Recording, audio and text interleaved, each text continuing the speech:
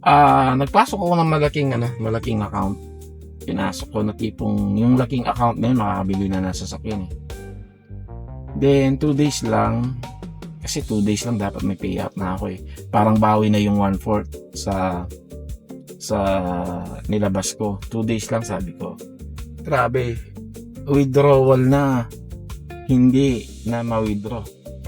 Yun, doon ako nadali. Doon ako nagka-stress. Kasi dapat ibalik ko yung pera eh. Parang umiram lang ako ng patago. Kasi di naman niya alam na naibalik ko na. Tapos tumubo ako.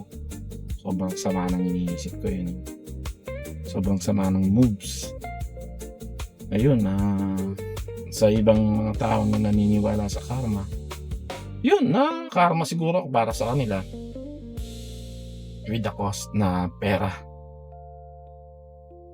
Yan, dali tayo doon. Doon nagsimula na nagka-leche-leche. Tapos dumating pa yung economy, which is isa na namang big loss. Yung mga kinikita natin online ay doon lang napunta. Doon lang napunta at negative pa. Gumamit na naman ako ng credit card doon.